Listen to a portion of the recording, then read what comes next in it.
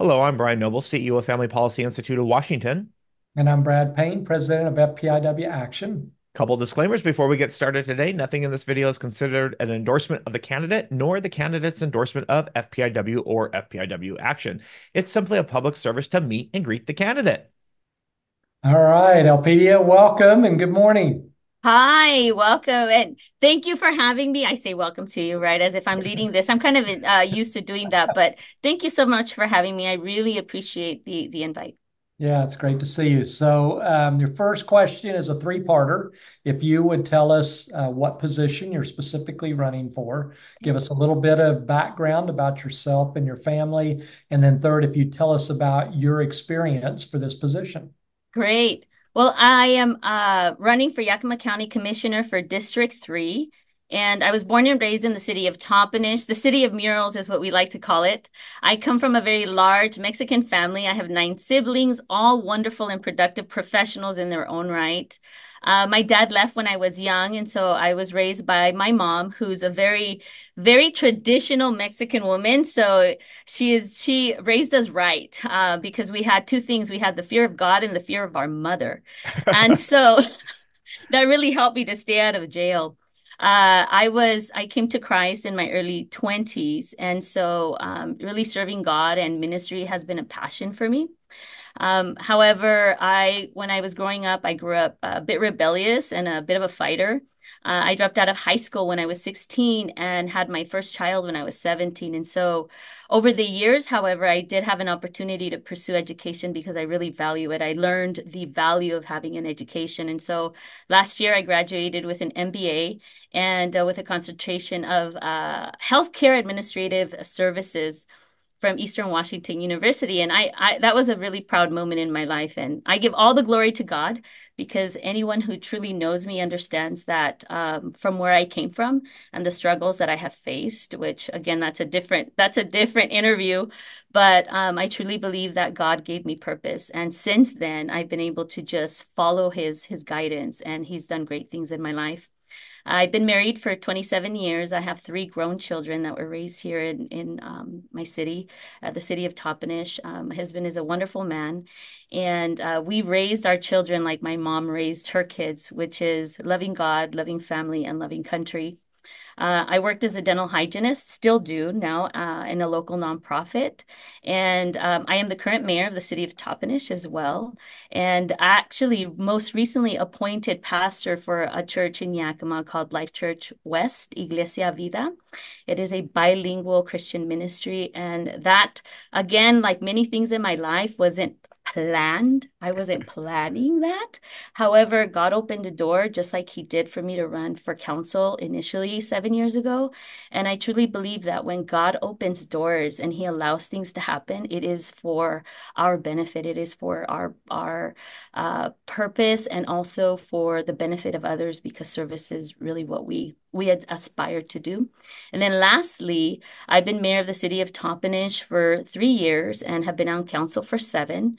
And I have served in my community in several different areas, volunteering in faith-based ministries, also in the community.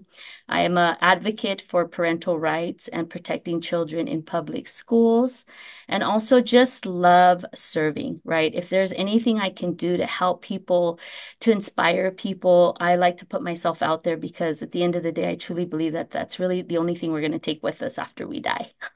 Awesome. Yeah. So, what is your primary promise to the public if you're elected? Well, my primary promise is to represent my constituents with honesty, integrity, and transparency, while being fiscally responsible. I think in our government, those are some of the things that we are lacking in many ways. People will make a lot of promises, and I feel like that's really what I have had. One of the biggest challenges is that people have distrust of politicians, right? Luckily, I'm not a career politician, so I think I'm hoping that people will still have a little bit of a sense of trust with me, but people feel like sometimes they elect officials to represent them, and then once they're there, it's really hard to hold them accountable.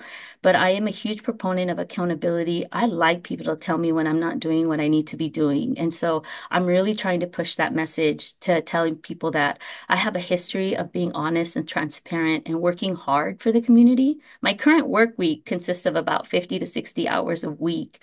One of the funny things that I was asked was, hey, are you going to be a full-time commissioner? And I was like, well, yeah, of course. What other kind of commissioner is there? And they were like, well, we know that most commissioners don't work full time for the county. And I was like, well, that's a shame because I intend to work full time. Just as long as I've worked and have this hard work ethic, I intend to keep that as commissioner.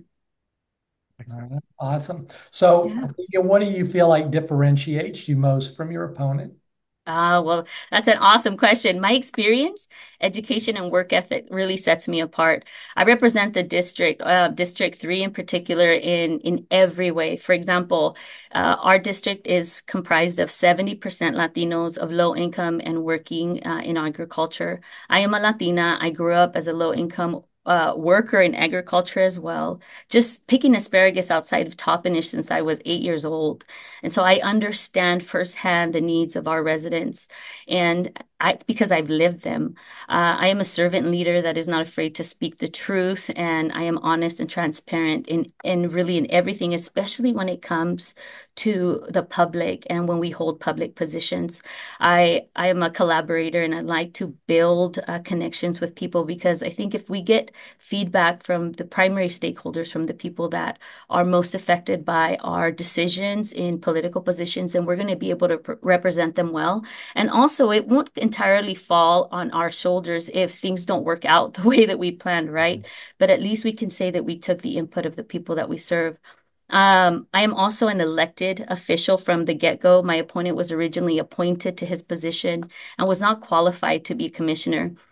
He had no prior political experience, and as a result, I think that our district has suffered the consequences of that, consequences of having poor leadership and poor administrative financial decisions.